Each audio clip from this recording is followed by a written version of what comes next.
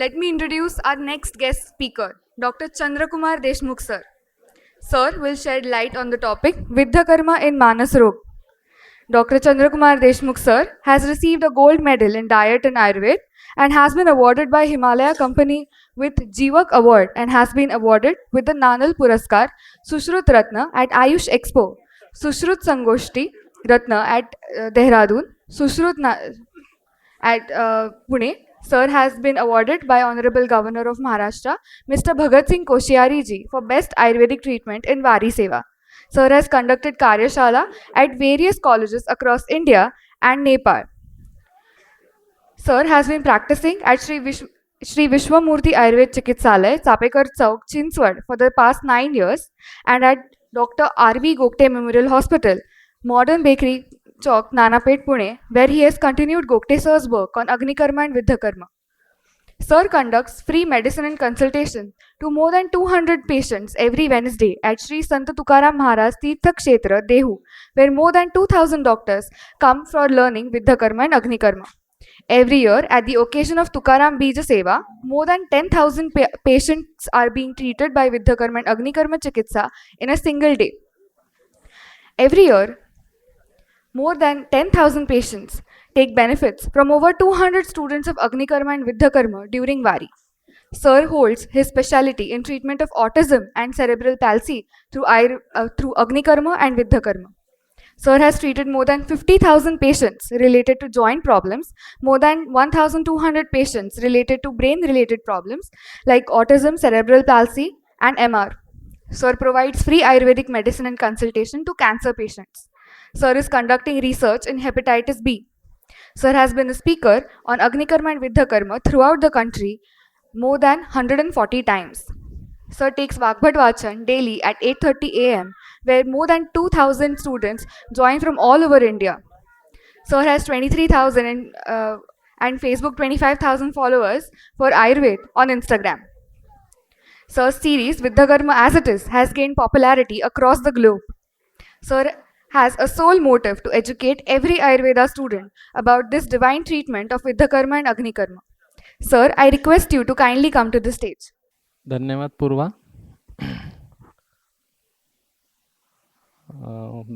Gogte memorial foundation हम सब है उसमें, ऐसा अकेले हम नहीं, आप सब उसमें हो, क्योंकि आपके बगैर ऐसे प्रोग्राम होना इम्पॉसिबल होता है। सुबह से हम देख रहे हैं अलग अलग प्रकार के मानस के विकार के ऊपर अलग अलग अच्छे अच्छे व्याख्यान हुए हैं। नीतू मैडम ने भी अच्छा व्याख्यान दिया, उसके बाद में सर का हुआ व्याख्यान, म्यूजिकल थेरेपी का हमने लेक्चर देखा है, सराब सर का हुआ है और निसार शेख सर का हुआ है। अब अपेक्षा है आपकी बहुत बढ़ चुकी है शायद, या अजीर्ण हुआ है। अजीर्ण हुआ है तो मैं थैंक यू बोल के रुक जाता हूँ नहीं तो हम शुरू करते हैं तो वो मुन्ना भाई, लगे रहो मुन्ना भाई, आपने मूवी देखा होगा, सुबह से मूवी की बातें चल रही है। वहाँ पे केमिकल लोचा होता है ब्रेन में और उसको सब जगह पे गांधी जी दिखते हैं, बराबर, और वो प्रूव किया जाता है। कल मैं नासिक में था, परसों हमारी ओपीडी थी रात 1 बजे तक, और हम नासिक के लेक्चर के लिए गए थे, ईएनटी पे लेक्चर था, और जैसे वहाँ से आए हमें बहुत रात हो चुकी थी, 12:30 11:30 हो गए, और मेरा प्रिपरेशन कुछ नहीं था। जो बातें थी 2 साल से 3 साल से हम कर रहे हैं, और वो बातें मुझे प्रेजेंट करनी थी कि कुछ ना कुछ करके मुझे जो मैं कहना चाहता हूँ आज आप सबके सामने मुझे प्रेजेंट करना है।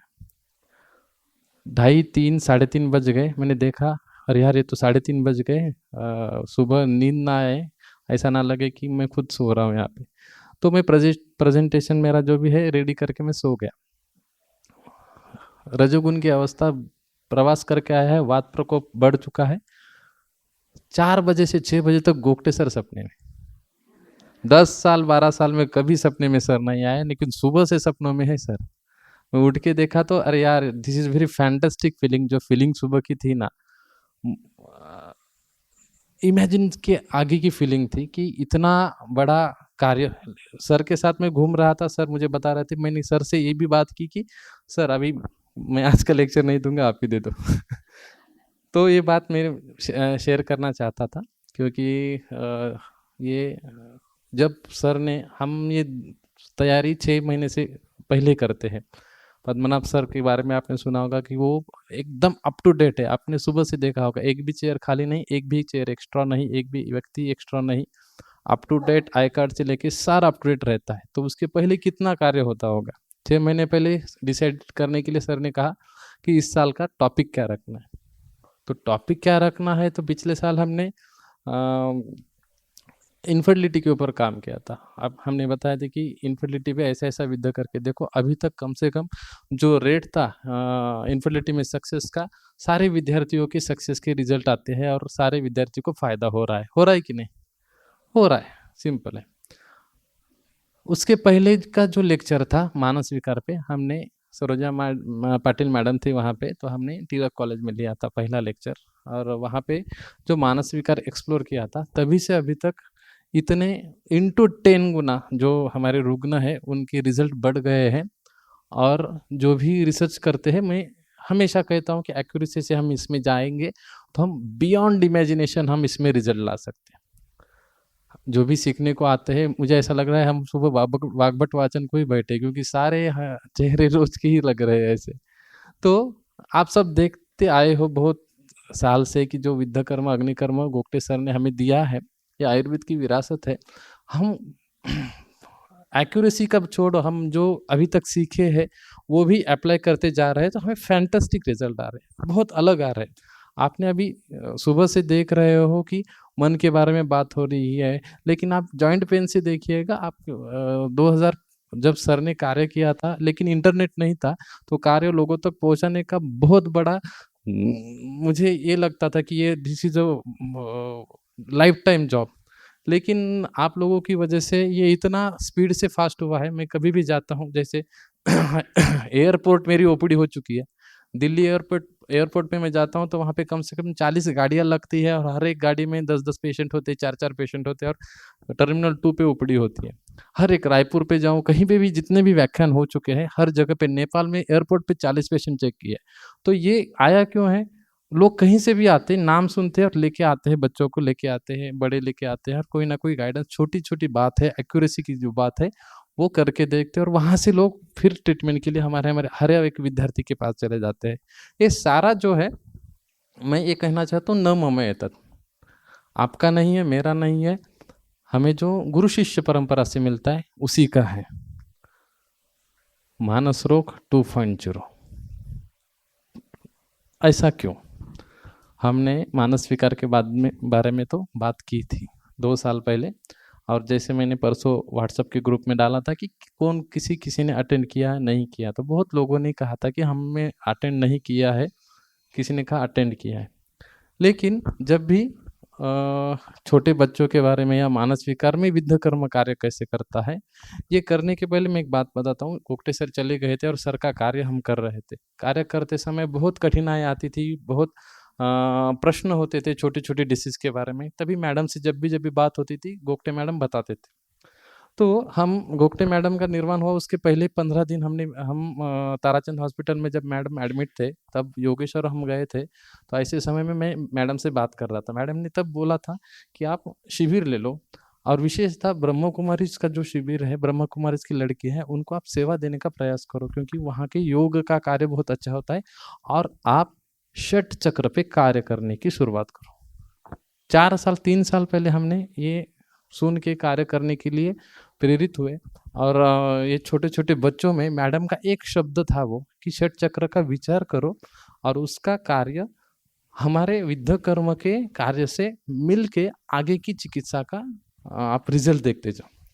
तभी से मेरे मन में बात शुरू हो गई मानस रोग 3.0 की। हम जब पेशेंट को चिकित्सा करते, जैसे मैंने 2 साल पहले बताया था कि वैद्य गोगटे सर की पेशेंट पुराने आते थे। मेरे पास अभी एक पेशेंट है, ऑटिज्म का पेशेंट है, उसकी उम्र आप ध्यान नहीं कर सकते हो, उसकी उम्र 50 ईयर्स है। और उसने क्या कहा, सर मुझे 20 साल पहले ऑटिज्म था मैं, और सर ने मुझे विद्याकर्म किया, और अभी मैं ठीक हूँ, और मेरे बेटे को लाया हूँ, उसमें कुछ ADHD के लक्षण दिख रहे हैं, वो भी एक 15-16 साल का है।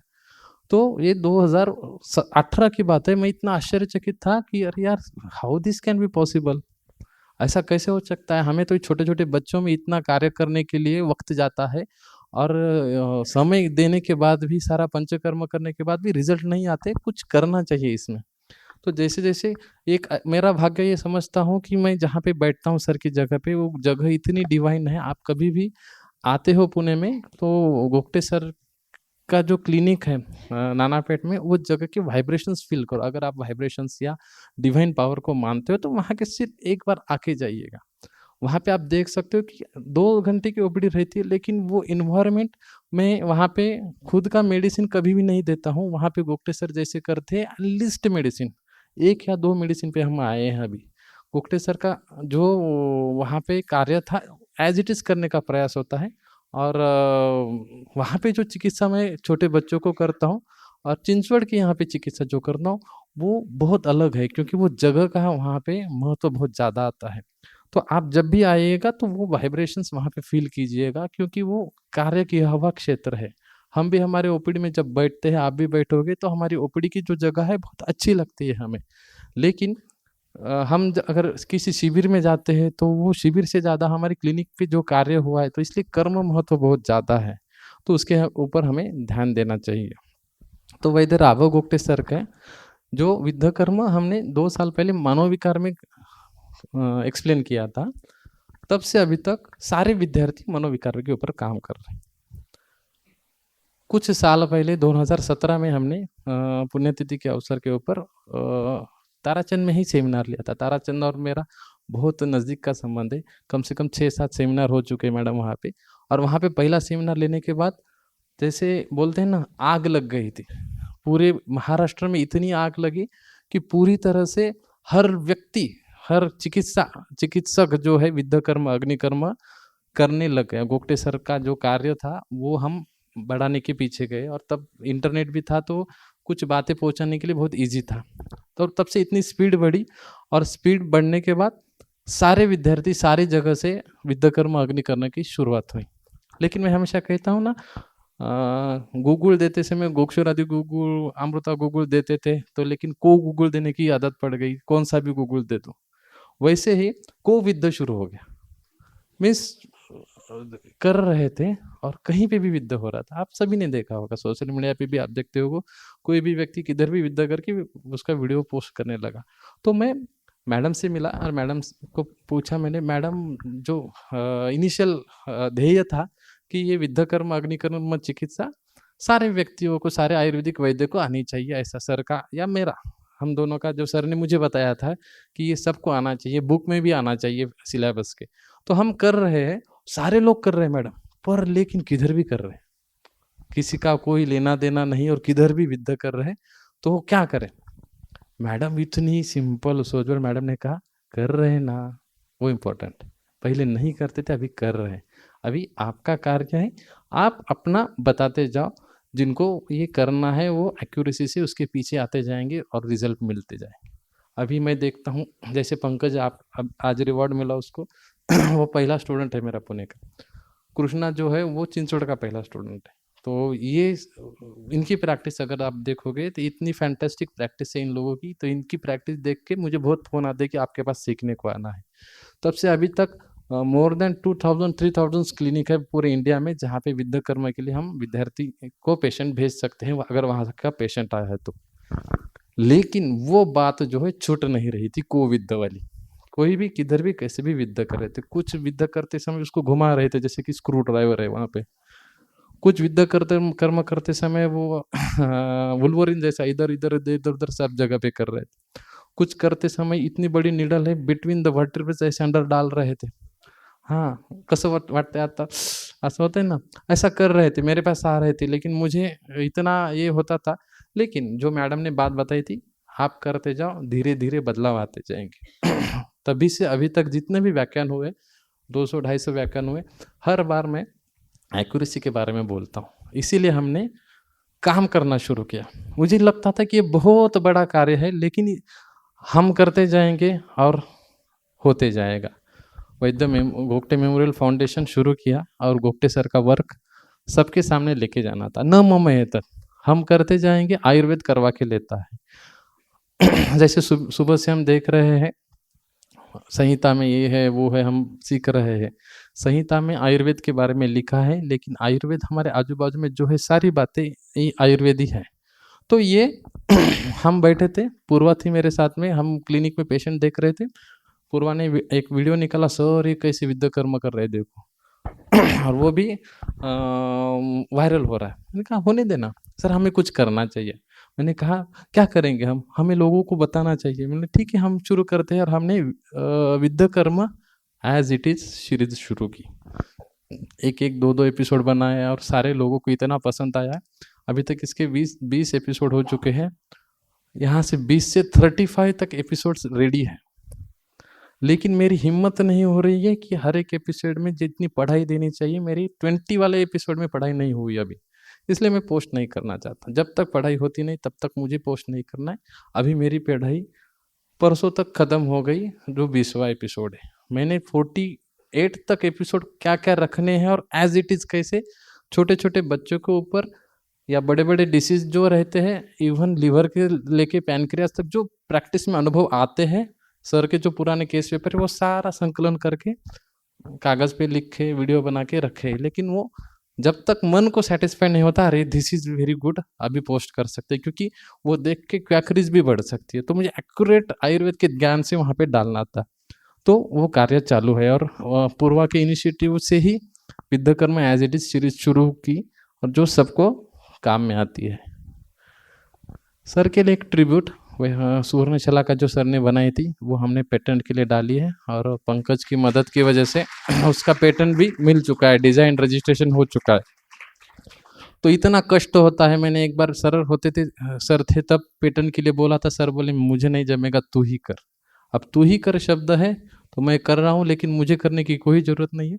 विद्यार्थी ही फ़ायदा देते हैं, जैसे पंकज है, बाकी सारे विद्यार्थी उनके कहीं ना कहीं निकल के आते हैं रिलेशंस अधिकारियों से, और कार्य हो जाता है। गुरु शिष्य परंपरा इसके बगैर होता नहीं। जैसे नागपुर के लेक्चर में 10-12 या ज़्यादा लोग आप होंगे वहाँ पे, मैंने बताया था कि कोई भी कार्य होता है न मम एतत्, आयुर्वेद किसी ने क्रिएट किया है, हमने किसी को बताया है, इसके बारे में बताएगा तो गलत है, क्योंकि गुरु शिष्य परंपरा से आता है। ब्रह्मा ने भी स्मरण करके सारे लोगों को बताया था। तो हमारे प्रैक्टिस में कभी भी ध्यान रखना, हम कितने भी छोटे हो जाए, कितने भी बड़े हो जाए, गुरु का हाथ होना चाहिए। वो हाथ रहेगा, उसके बगैर गुरु कृपा नहीं करेंगे, गुरु शिष्य परंपरा के बगैर आपको ये आगे का आप परंपरा नहीं बढ़ा सकते, क्योंकि वो एक डिवाइन पावर होता है। मैं एक एग्जांपल देता हूँ हमेशा उसका। मेरे पास, मैं सेकंड ईयर से इतना झगड़ने वाला आदमी हूँ, हर पेशेंट को रिजल्ट आना चाहिए। एक पेशेंट थी, उसको कॉलेज में 10-12 बस्तियाँ हो चुकी थी। मैंने खुद अलग अलग डॉक्टर के पास लेके जाके उसको कम से कम 250-300 उत्तर बस्ती, 6-7 वमन, विरेचन तो कम से कम 40 बार हो चुका था, लेकिन कंज्यूम नहीं हो रहा था। तो आखिरी बात बोल के मैंने वैद्य गोगटे सर के पास लेके आया था, और मैं उसको 6 महीने पुष्पधनवा खिला रहा था, पीपल का पत्ता दे रहा था, लेकिन कुछ हो नहीं रहा था। तो सर के पास लेके आने के बाद सर ने देखा, तो क्या कर रहा है चिकित्सा में, इतना इतना कर रहा है, वही कंटिन्यू कर, इसमें सिर्फ एक आमल की चूर्ण ऐड कर। वो पेशेंट को 2 महीने में कंसीव हो गया, और उसने अभी तक मुझे कम से कम 40 पेशेंट भेजे होंगे। वो जो स्पर्श था व्यक्ति का, वो इतने इजी नहीं आया था। मैंने सर को पूछा था कि सर मैं कर रहा हूँ ना, मैं दे रहा हूँ, पुष्प देना दे रहा हूँ, मैंने कम से कम 1-2 किलो का पत्ते खिलाए होंगे इसको, फलग्रुत मैंने 1-2 किलो खिलाया होंगे, इतने बस्ती हो गई। तो आपने क्या किया कि 2 महीने में हो गया, हमको क्यों नहीं हो रहा है? मैं स्टूडेंट को भी बोलता हूँ कि इनिशियल प्रैक्टिस में अगर इनफर्टिलिटी की केस आती है तो बहुत कष्ट देती है वो रिजल्ट आने में, और कभी कभी झटका से निकल जाती है। तो वो जो सारी बातें आपके कर्म का बल रहता है, और आपके गुरु के प्रति आदर का बल रहता है। इसलिए मैं हमेशा कहता हूँ कि मैं खुद को इतना अच्छा समझता हूँ कि मुझे हर वक्त में अच्छे अच्छे गुरु मिल गए, और किसी ने नीचे आने नहीं दिया। इसमें जो मेरे 2 साल थे सर के यहाँ पे, और नीतू मैडम ने ही मुझे फ़ोन किया, तो आजा अभी, सर ने तुझे बुलाया है। अगर वो फ़ोन नहीं आता तो शायद मैं यहाँ पे नहीं होता, क्योंकि किस्मत की बात होती है, और प्रारब्ध और नसीब मैं खुद लेके आया हूँ, मैं हमेशा ऐसे कहता हूँ। और जो भी आज ओपीडी होती है, सर के पास जाने के बाद आप भी देखते हो, विद्या अग्निकर्म आप प्रैक्टिस में से निकाल दे दो, आपको समझ में आ जाएगा कि we are nothing without it. 2 मार्च 2013 सर के यहाँ गया था, 2012 में, 13 में पहला विद्याकर्म सर ने हाथ में दिया था, एल्बो जॉइंट के नीचे यहाँ इंद्र बस्ती के यहाँ पे। तो वो विद्याकर्म आज भी नहीं, मैं भूल नहीं सकता हूँ। एक्यूरेसी के पीछे 14 में सर ने जाने को कहा था कि तू कर रहा है लेकिन एक्यूरेट होना चाहिए। मैं आप सबको कहता हूँ कि आप सब भी जो कर रहे हो, हर साल जो सिंहावलोकन रहता है, सिंह तो राजा रहता है पूरे जंगल का, लेकिन पीछे देखता है चलते समय। तो हम भी करते हैं, प्रैक्टिस अच्छी चल रही है, लेकिन ग्रंथ और जो भी हमने जहाँ से सीखा है, जहाँ पे हमने ग्रंथ ज्ञान अर्जित किया है, वो हमें सिंहावलोकन करना चाहिए, क्योंकि उसके बगैर अपडेट नहीं मिलता। और आयुर्वेद प्रति समर्पण ये बहुत इम्पोर्टेंट भाव होता है, क्योंकि जो हम ओपीडीज करते हैं, आप सभी को पता है, मैं इसमें ज़्यादा वक्त नहीं ज़्यादा करूँगा, लेकिन ये बताना चाहूँगा, रात 11 बजे छोटे-छोटे बच्चे, कम से कम 100 के ऊपर बच्चे हमारे क्लिनिक में वेटिंग करते हैं कि उनका विद्या के लिए कब नंबर आए। जब इनिशियल प्रैक्टिस शुरू की थी तो 60 पेशेंट डेली होते थे। अब उसमें से 300 ऐड हो चुके, तो 3 से 70 पेशेंट डेली होते हैं, वो बच्चे छोड़ के। आप आयुर्वेद की ओपीडी, अगर मंडी की ओपीडी देखोगे तो more than 500 patient one day में चेक किए जाते हैं। विद्याकर्म की नीडल के 6 बॉक्स लगते हैं, 600 बॉक्स तक लगते हैं। तो ये मैं भाग्य समझता हूँ कि आयुर्वेद के प्रति ये कार्य मैं कर सकता हूँ, और ये सबको मैं प्रेरित कर सकता हूँ। मानस विकार क्यों, और मानस विकार में क्या प्रैक्टिस में, तो वो क्यों, इसके बारे में, कितना अच्छा बेबी है हमारा, पेशेंट नहीं है, बेबी बॉर्न हुआ, बेबी बॉर्न हुआ, एक महीने पहले बॉर्न हुआ बेबी सिंधुदुर्ग में। बेबी बॉर्न होने के बाद उसका फ्रोथिंग आ रहा था, आप सभी ने, कुछ पेशेंट स्टूडेंट ने देखा है, फ्रोथिंग आ रहा था। फ्रोथिंग मीन्स कुछ लिक्विड आ रहे थे, वो लिक्विड वो एस्पिरेट कर रहा था, और उसकी वजह से लंग्स में डैमेज होने के चांसेस थे। तो वहाँ पे फ्रोथिंग क्यों आ रहा है, इसके लिए बहुत कार्य हो चुका है। उसको आईसीयू में एडमिट किया, सिंधुदुर्ग से कोल्हापुर शिफ्ट किया। कोल्हापुर में शिफ्ट करने के बाद, मैंने वाकफिट वाचन में भी एक केस मैंने बताई थी, कोल्हापुर में शिफ्ट होने के बाद 12 न्यूरोलॉजिस्ट की वीडियो कॉन्फ्रेंस चालू हो गई। वीडियो कॉन्फ्रेंस में 12 न्यूरोलॉजिस्ट ने एक ने 6,000 रुपये लिया। देखिए, सिर्फ देखने के लिए वीडियो में बच्चे को, और सब ने मिलके एक ओपिनियन दिया। सारे रिपोर्ट तो नॉर्मल आ गए, इसका एक रिपोर्ट बढ़ा है CPKMB, यानी इसको मस्कुलर डिस्ट्रोफी या जेनेटिक कुछ होगा, हम जेनेटिक टेस्ट के लिए भेज देंगे, तीनों की, माता पिता और बच्चे की। तो एक का 50,000, 1.5 लाख रुपए की टेस्ट के लिए भेज दिया। जैसे ही उसने मस्कुलर डिस्ट्रोफी का नाम सुना, मस्कुलर डिस्ट्रोफी नहीं था लेकिन हो सकता है, ऐसे एक न्यूरोलॉजिस्ट ने बोला वीडियो कॉन्फ्रेंस में, तो वो व्यक्ति आयुर्वेदिक वैद्य था, उनको मेरी याद आई कि हम बच्चों के ऊपर कार्य करते हैं। मैंने कहा ठीक है, करते।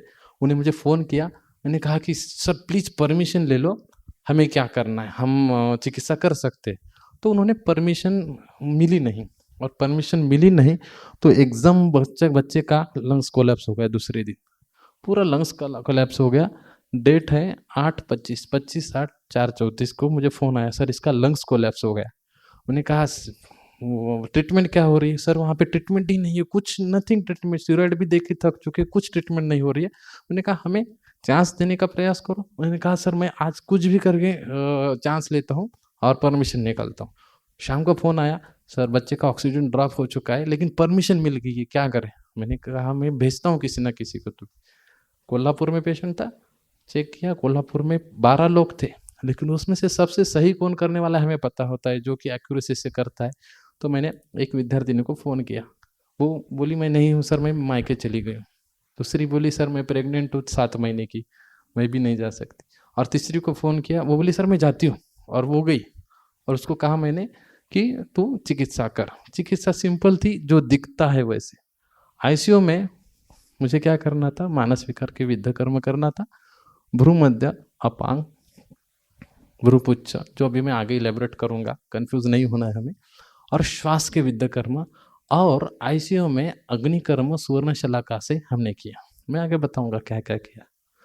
जैसे ही किया, दूसरे दिन वो चिल्लाते हैं ना, वो देखने लगे कि आईसीयू में कैसा कैसा आग लग जाएगी, यहाँ पे ये सिलेंडर रहता है, वो सिलेंडर रहता है।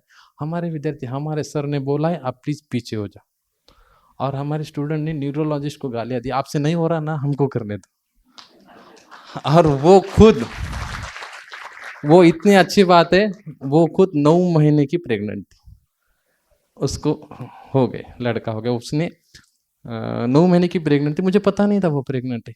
मैंने बोला कि जाके कर, उसने किया, दूसरे दिन मिल गया, लंग्स कोलैप्स तो थोड़ा ऊपर बढ़ गया। वो स्टूडेंट, पता नहीं वो करते जा रही थी, मैं बताते जा रहा था, और हम रोज केस डिस्कस कर रहे थे, और सारे बच्चों से मैं केस डिस्कस कर रहा था कि एक्यूरेसी का महत्व कितना है। और जैसे हमने किया, और वो हमारे क्लिनिक में लेके आ गए, और वहाँ पे हमने वो एक्यूरेसी से विद्या कर्म जो है सारे स्टूडेंट के सामने हमने किया कि ये बेबी है जिसको कहा गया था ये बचेगा नहीं, लंग्स कोलैप्स हो चुका है, आप सबने देखा है, अभी उसका ओरल फीडिंग हो चुका है, ही इज नॉर्मल, पूरी तरह से नॉर्मल है। 2 दिन पहले मैंने जब नागपुर में ये केस बताई थी, तो उसको फ़ोन किया था कि भाई कैसा है बेटा, है ना?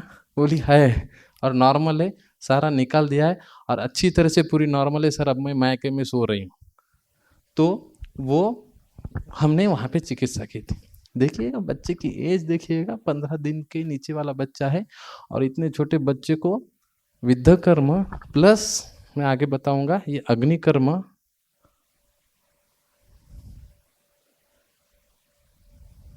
हाँ मैंने थोड़ा वीडियो कट किया है। तो अग्निकर्म करते समय क्या इंपॉर्टेंट है? कॉन्फिडेंस, दूसरा क्या है? डेयरिंग, और तीसरा क्या है? हमने जो सीखा है और जो एक्सपीरियंस है, अनुभव को फॉलो करना है। कोई कुछ भी बोलेगा, अब वो न्यूरोलॉजिस्ट ने मुझे फ़ोन किया कि सर ये बच्चा है, हमें तो लग रहा है CPKMB है, डिस्ट्रॉफी में चले जाएगा, हम वेट करते हैं जेनेटिक रिपोर्ट आने तक। जेनेटिक रिपोर्ट आ गए, ऑल नॉर्मल रिपोर्ट्स, एंड उसमें कुछ जेनेटिक था ही नहीं। तो वो 10-15 दिन इतना ICU में कम से कम 20 लाख चले गया था। वो बच्चा हमारे पास अभी पूरी तरह से अच्छे है, और हम 1 साल तक फॉलो अप लेने वाले हैं। तो ये सारे बच्चों के ऊपर विद्याकर्म इतना अच्छे से काम करता है। जैसे स्रोतस में बड़ा स्रोतस है तो हम क्या करते हैं कि रक्तमोक्षण करते हैं। गुदव स्रोतस है तो बड़ी मात्रा में बस्ती देते हैं, 1 लीटर तक 960 ml तक बस्ती जाती है, लेकिन वही यूट्रस आ गया तो छोटी मात्रा में जाती है। वैसे ही विद्याकर्म, छोटे बच्चे, स्रोतस बहुत छोटे, तो इतने एक्यूरेसी से आपको अलग अलग रिजल्ट मिल जाएंगे, उसके बारे में हम बात करें।